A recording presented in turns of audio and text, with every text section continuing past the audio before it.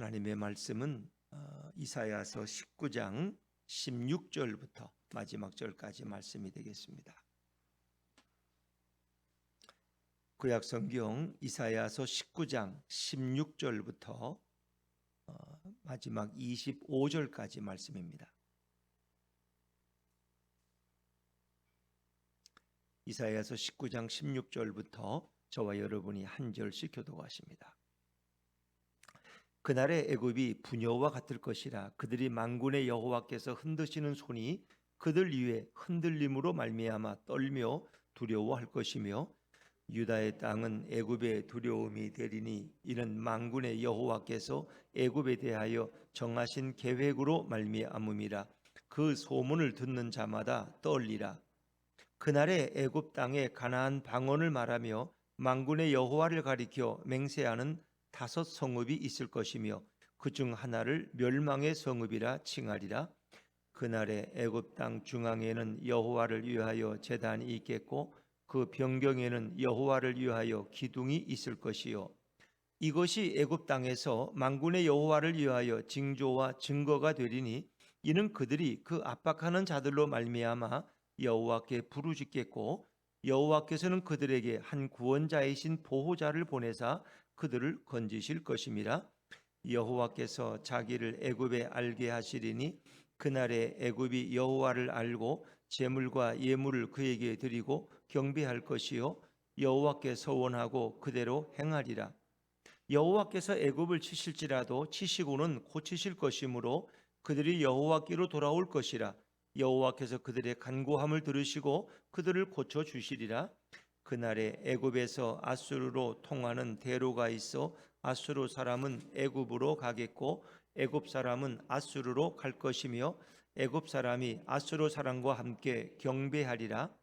그날에 이스라엘이 애굽 및 아수르와 더불어 셋이 세계 중에 복이 되리니 이는 만군의 여호와께서 복 주시며 이르시되, 내 백성 애굽이여, 내 손으로 지은 아수르여, 나의 기업 이스라엘이여, 복이 있을지어다 하실 것임이라. 아멘. 할렐루야. 오늘 이 이사야서 19장의 말씀은 처음에는 심판으로 시작하지만 오늘 우리가 읽은 본문의 마지막은 뭘로 끝나요? 축복으로 끝나죠. 축복으로. 그렇죠? 하나님은 심판하시고 징계하시지만 애굽을 고쳐서 하나님의 축복의 나라가 되게 하신다는 거예요. 애굽과 아수르와 이스라엘이 다 하나님의 복을 받는다는 이런 놀라운 말씀을 마지막에 주고 있죠. 그래서 오직 뭐라고 부르셔요? 마지막 25절을 보면 내 백성 애굽이요, 애굽을 내 백성이다. 그리고 아수르에게 내 손으로 지은 아수르요, 나의 기업 이스라엘이요.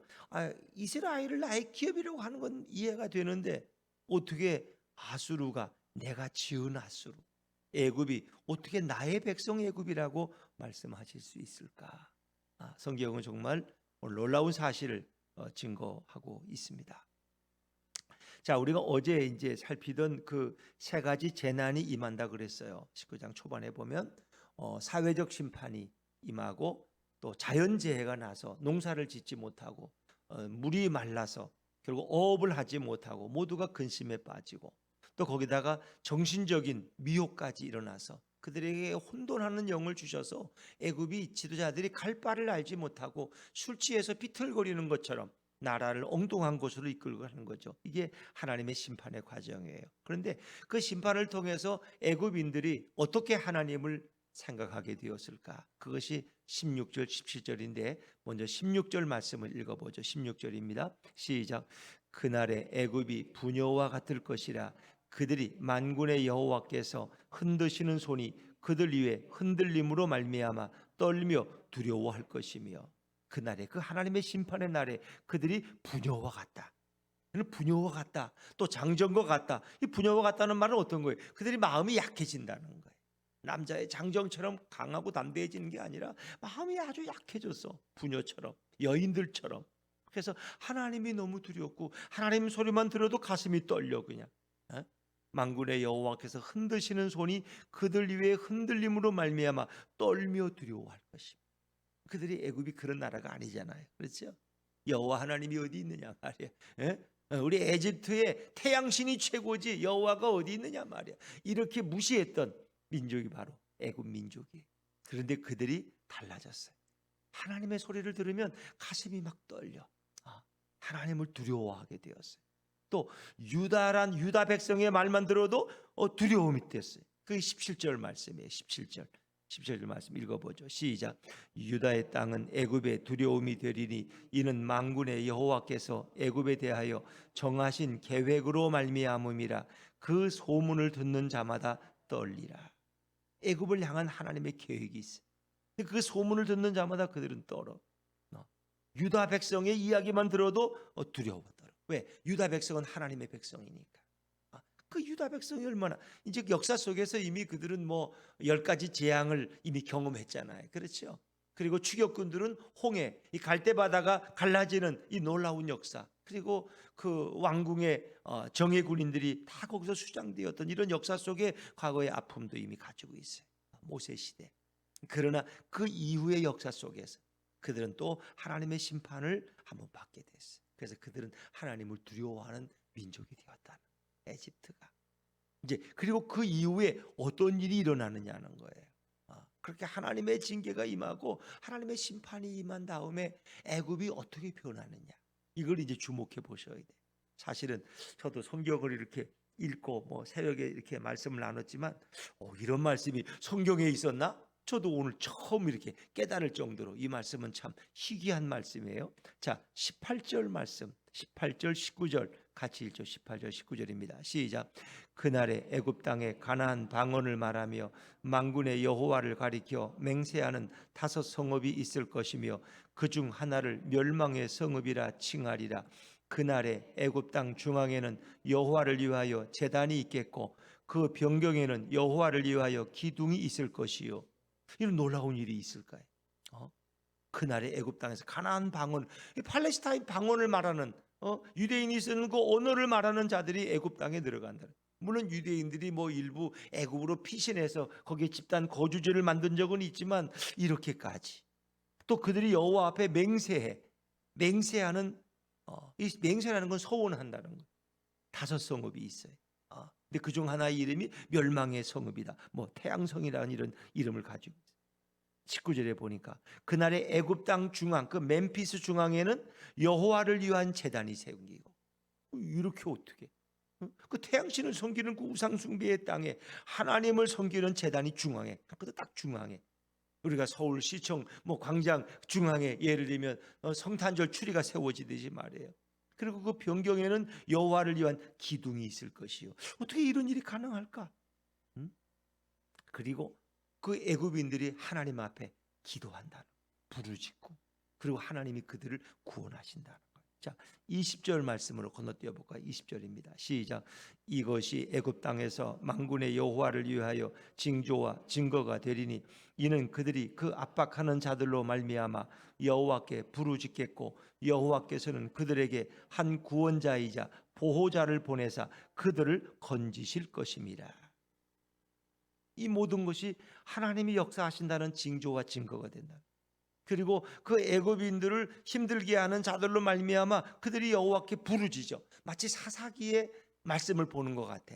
그렇죠? 사사기에 보면은 이스라엘 사람들이 블레셋이나 미디안 대군이 와서 그들을 괴롭히면 너무 힘드니까 그래서 다시 하나님을 찾아 하나님 앞에 막 부르짖어. 그럼 하나님이 사사를 보내서 삼손도 보내시고 기드온도 보내시고 이래가지고 또 그들을 구원하셔. 또 살만하면 또 뭐예요? 하나님을 안 찾아.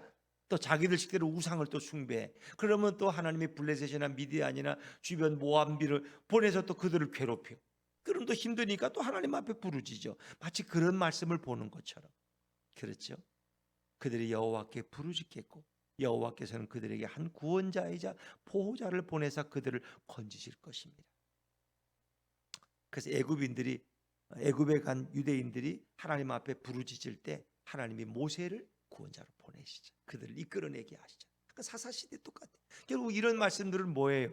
결국 인류가 힘들고 고통스러울 때 하나님은 예수님을 이 땅에 보내서 죄로 인한 죄에 타락한 백성들은 늘 사는 삶 자체가 비참하고 서로 죽이고 서로 미워하고 그러다가 지옥 가는 삶이. 그들의 신음소리를 들으시고 하나님은 예수 그리스도를 우리에게 보내시는 거예요. 한 구원자로 우리에게 오셔서 그가 온 만백성을 죄에서 구원하시는 역사를 성경에서 미리미리 우리에게 예표하고 보여주고 있는 거예요. 근데 애굽에도 구원자를 보내신다, 보호자를 보내신다, 그리고 그들을 건지신다. 이 놀라운 계획이죠. 그러면 이것이 계획으로만 끝났을까? 자, 21절까지 이왕 읽는 거 더 읽어보죠. 시작. 여호와께서 자기를 애굽에 알게 하시리니 그날에 애굽이 여호와를 알고 제물과 예물을 그에게 드리고 경배할 것이요 여호와께 서원하고 그대로 행하리라. 하나님 앞에 서원하고 약속을 지켜. 우리 서원하고 안 지킬 때도 많은데 어려우면 하나님이 이렇게 할게 좀 살려달라고 서원하고 또 잊어버리고 그렇게. 이번만 살려주시면 새벽기도 열심히 나가겠다고, 또 아니면 뭐 봉사 열심히 하겠다고, 주일 예배 안 빠지겠다고, 예를 들면 그렇게 우리 서원해요. 이렇게 하나님 앞에 또 이렇게 전도 많이 하며 살겠다고. 그런데 좀 살만하면 또 자꾸 잊어버려. 또 내가 언제 그랬지? 이거 사람이 그렇게 말한다고 다 지킬 수 있나? 그 죽자 살자 생명의 위기를 왔대는 뭔 말을 못해. 근데 나중에 지키지 못할 때가. 근데 그걸 하나님은 꼭 기억하셔. 또 우린 잊어버려도 하나님은 다 기억하고 계신다는 거예요. 자, 근데 이 애굽 백성이 하나님 앞에 서원하고 그대로 행한다는 거예요. 얼마나 그들의 믿음이 좋아졌어요. 하나님을 알아요. 제물과 예물을 드리고 경배해요. 찬양한다. 어떻게 이런 일이 있을 수 있을까? 그래서 이 미래의 일로 우리가 생각할 수도 있지만 이미 역사 속에서 이런 사실들을 증언하는 역사 기자들이 많이 있죠. 그래서 BC 6세기 600년경에 예수님이 오시기 600년 전에 애굽에 유대인들 집단 거주지가 있었다 하는 필로라는 역사학자의 기록이 있습니다. 그리고 BC 160년경에 멤피스 애굽의 중앙 도시에 그 중앙 재단에 성소가 생겼는데 예루살렘 성전과 같은 성소가 거기에 생겼다는 거예요. 이제 그것은 역사 속에 그 요세푸스라는 유대 유명한 역사가가 있어요. 요세푸스의 기록에 보면 예수님에 대한 기록도 있고 빌라도에 대한 기록도 있고 이런 이스라엘 역사가 다 기록되어 있어요. 우리 역사라는 건 우리가 믿잖아요. 그렇죠? 고구려가 있었는지 우리가 어떻게 알아요? 신라 백제가 어떻게 알아요? 역사의 기록이 있으니까. 근데 그 요세푸스의 기록에 의하면 유대의 제사장인 오니아스라는 사람이 있었는데 그가 애굽으로 망명을 해요. 그리고 역사 속에 애굽의 왕성했던 때가 톨레미 왕국이에요. 그 톨레미 왕으로부터 예루살렘과 같은 성소를 짓도록 허락을 받아요.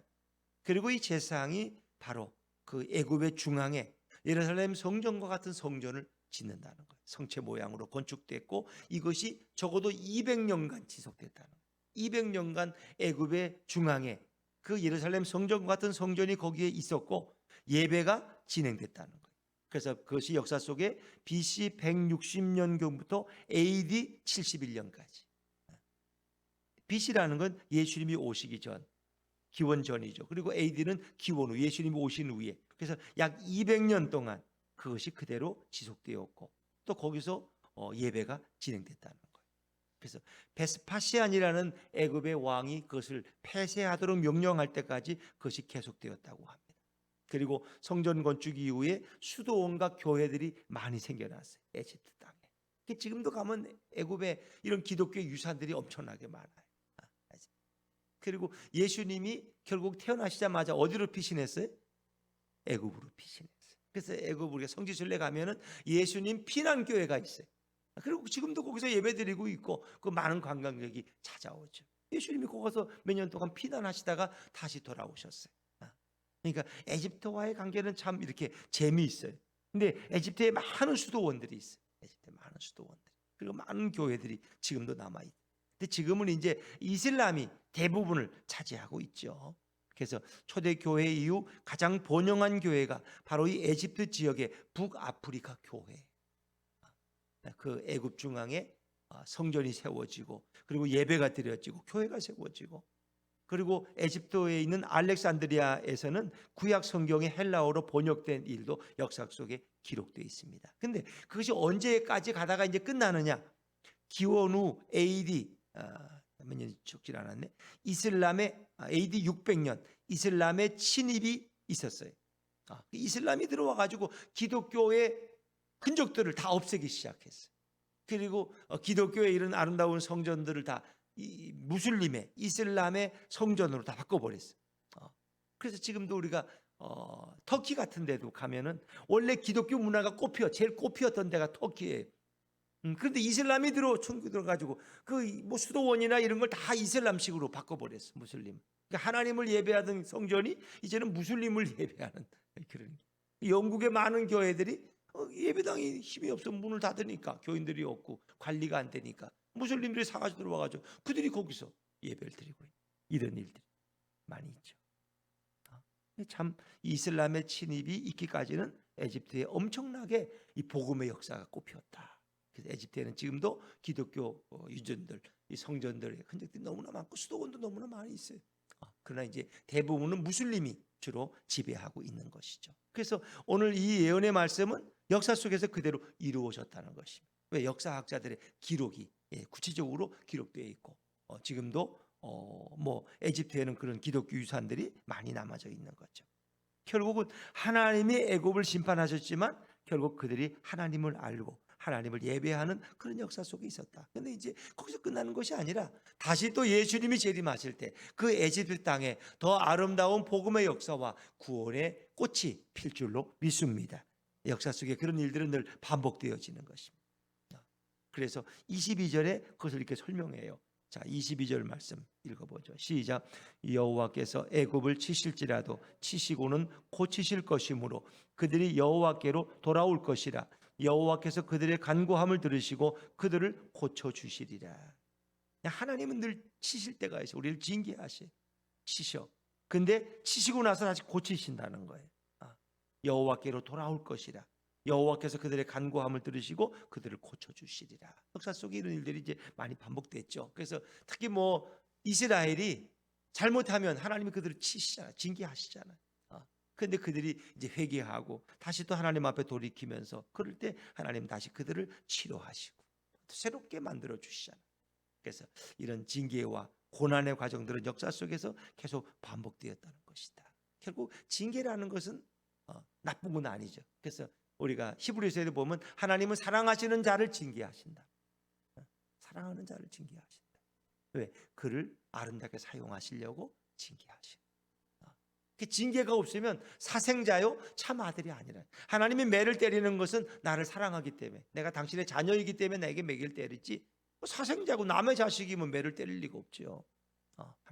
하나님은 애굽도 아수르도 다 나의 자식이라는 거예요.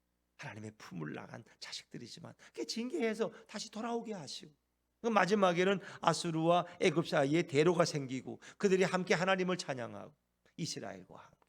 이것은 이제 어떤 나라를 지적한다고 있지만 예수 그리스도가 오심으로써 온 세계 열방이 하나님을 찬양하는 것을 우리에게 보여주는 예표적인 그림이라고 할 수 있겠죠. 그래서 애굽 땅에 임했던 심판 후에 온 놀라운 영적 풍요.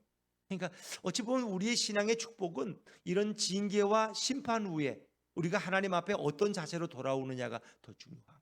그러니까 많은 분들이 예수 믿다가 떠나는 분들이 있는데, 뭐 사업을 하다가 잘 안 되면 하나님 앞에 뭐 예수님 앞에 와서 막 부르짖어. 근데 자기 뜻대로 안 돼. 그럼 결국 망했어. 에이, 하나님이 어디 있어? 예수도 없고 다 거짓말이야. 이러고 떠나는 사람들. 그러나 이제 그런 일을 당할 때 끝까지 하나님을 믿고 신뢰하며 기다릴 때 다시 하나님이 그들을 회복시켜 주시고 더 놀라운 축복으로 인도하시는 거죠. 그러니까 징계 당할 때 우리가 하나님 앞에서 어떤 태도를 갖느냐가 매우 중요한 거죠. 결국 애굽은 하나님 앞에 돌아왔다는 거예요. 우리가 욥기서를 다루면서 이제 그런 말씀을 제가 한번 읽어드릴게요. 욥기서 5장 17절부터 말씀인데, 볼지어다 하나님께 징계받는 자에게는 복이 있나니 그런즉 너는 전능자의 징계를 업신여기지 말지니라. 하나님은 아프게 하시다가 싸매시며 상하게 하시다가 그의 손으로 고치시나니 6가지 환난에서 너를 구원하시며 7가지 환난이라도 그 재앙이 내게 미치지 않게 하시며. 하나님은 때리시다가도 다시 싸매시는, 아프게 하시다가도 그의 손으로 고치시는 분이 바로 여호와 하나님. 그래서 애굽을 하나님이 징계하시지만 다시 그들을 품으시고, 그리고 구원의 놀라운 복이 이 애굽 땅에 임하게 하신다는 거예요. 자, 우리 23절, 24절 같이 이어서 읽어보죠. 시작. 그날에 애굽에서 아수르로 통하는 대로가 있어 아수르 사람은 애굽으로 가겠고 애굽 사람은 아수르로 갈 것이며 애굽 사람이 아수르 사람과 함께 경배하리라. 그날에 이스라엘이 애굽민 아수르와 더불어 셋이 세계 중에 복이 되리니. 이것은 꼭 애굽과 아수르만 지적한다고 보다는 온 세계 애굽과 아수르는 그 당시에 세계 최강이에요. 애국과 아수르를 능가하는 그런 강대국이 없었어요. 지금의 뭐 우리가 러시아나 뭐 중국이나 미국처럼 이건 하나의 상징적인 의미일 수도 있어요. 그래서 온 세계 열방이 이스라엘과 함께 하나님을 찬양하고 하나님을 경배하는 날이 올 것이다. 그 날이 온다.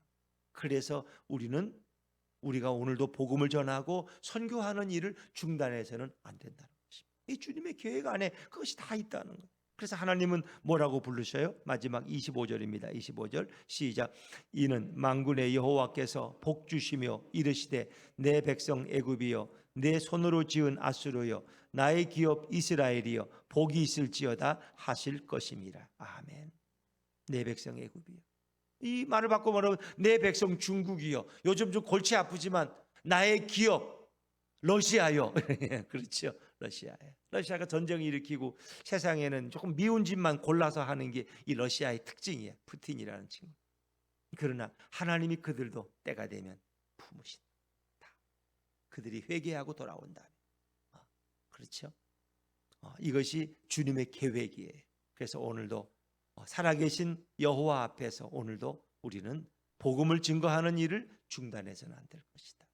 오늘 세계 선교를 향한 우리의 열정은 중단돼서는 안 된다는 거예요. 왜?